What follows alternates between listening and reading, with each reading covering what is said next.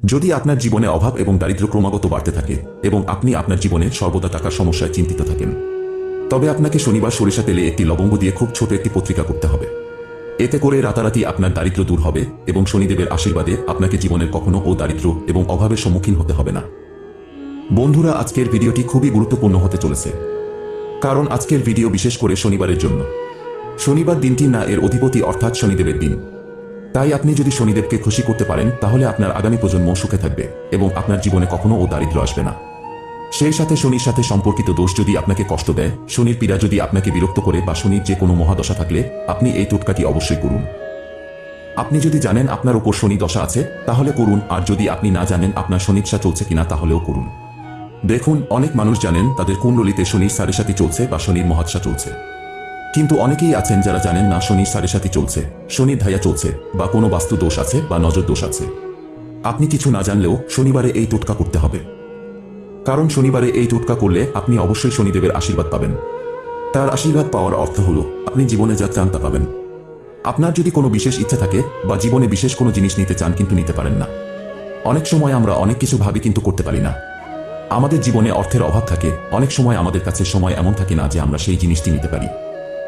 যে ব্যক্তিদের ইচ্ছা অপূর্ণ, যাদের মনোকামনা পূরণ হচ্ছে না, যদি জীবনে দুঃখ কষ্ট ক্রমাগত বাড়তে থাকে, জীবনে ঋণের মতো সমস্যা বাড়ছে এবং আপনি বুঝতে পারছেন না কেন এমনটা হচ্ছে। কখনো কখনো মানুষের জীবনে এমন পরিস্থিতিও আছে, ব্যক্তি টাকা পয়সা নিয়ে চিন্তিত থাকেন, বাড়িতে রোগ ব্যাধি প্রবেশ করছে, বাড়িতেও অর্থের অপচয় হচ্ছে।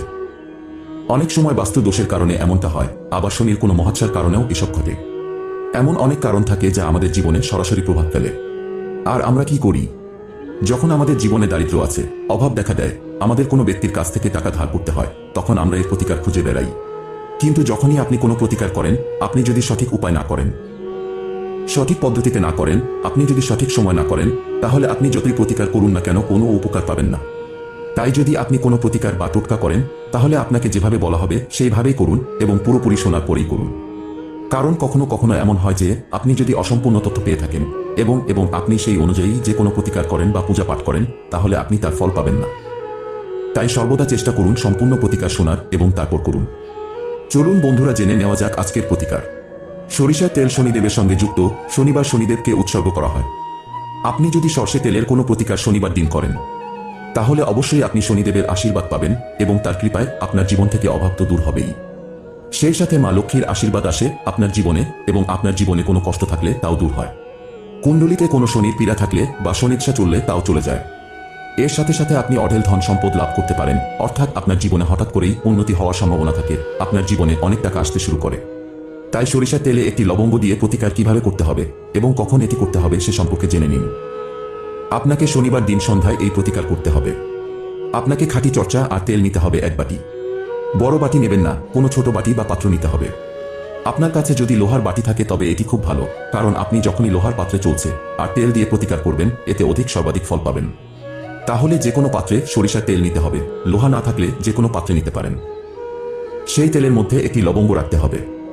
লবঙ্গ যেন ভাঙা না হয় এবং তাতে যেন ফুল অবশ্যই থাকে। এরপর আপনাকে একটি প্রদীপ তৈরি করতে হবে সরিষার তেলের। ওই প্রদীপের তেলে আপনাকে 1 চিমটি কালো তিল দিতে হবে। এখন দুটি জিনিস।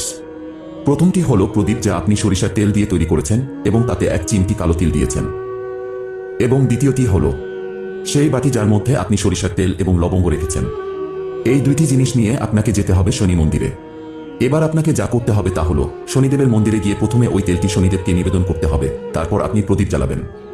আপনি সরাসরি শনিদেবের সামনে দাঁড়াবেন না, একটু সাইডে দাঁড়াবেন, ডান দিকে বা বাম দিকে।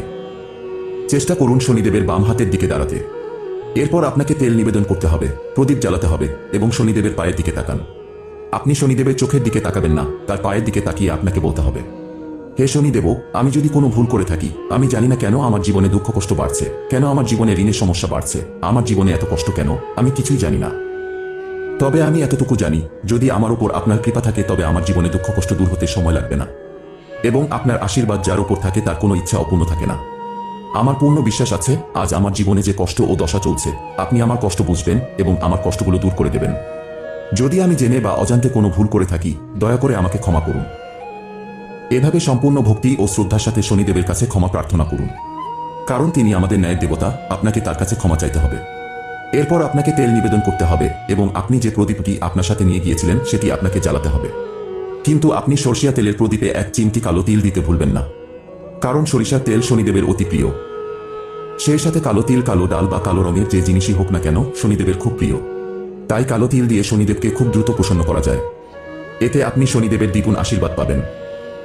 বন্ধুরা, এবার জেনে নিন যে বাড়িতে শিউলি গাছ কোন দিকে পোতা একেবারেই শুভ নয়। 1. শিউলি গাছ লাগানোর উপকারিতা। বাস্তুশাস্ত্র মতে বলা হয়, বাড়িতে থাকা নানান নেতিবাচক দিকের সমস্যা কেটে যায় এই শিউলি ফুলের গাছ বাড়িতে থাকলে। এছাড়াও এই ফুলের গন্ধ মানসিক শান্তি নিয়ে আসে বলেও বিশ্বাস। পরিবারের সদস্যদের সুস্বাস্থ্য ও দীর্ঘজীবী হওয়ার জন্য এই শিউলি গাছ অত্যন্ত গুরুত্বপূর্ণ। 2. ধনদেবী লক্ষ্মীর কৃপা মেলে।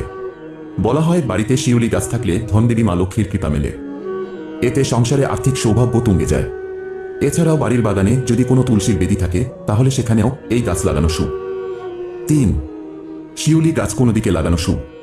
বাড়ির উত্তর পূর্ব দিকে শিউলি গাছ লাগালো তাতে বাড়িতে আসে সুখ, শান্তি, সমৃদ্ধি। বাড়ি থেকে দূর হয় নেতিবাচক ভাবনা। বাড়ির উঠোনে শিউলি গাছ লাগালে পাপমুক্তি ও ধন সম্পত্তি বৃদ্ধির কথা প্রচলিত রয়েছে। বাড়ির পূর্ব দিকেও এই গাছ লাগানো যায়। বাড়ির পশ্চিম বা উত্তর পশ্চিম দিকে এই গাছ লাগানো শুভ। 4. শিউলি গাছ কোনো দিকে না লাগানো শুভ। বলা হচ্ছে, ভুলেও বাড়ির দক্ষিণ দিকে শিউলি গাছ না লাগানো ঠিক নয়।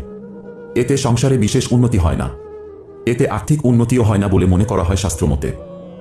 তো বন্ধুরা, আজকের ভিডিওটি এই পর্যন্ত। ভিডিওটি দেখে ভালো লাগলে একটি লাইক অবশ্যই করবেন এবং কমেন্টে হর হর মহাদেব লিখতে ভুলবেন না।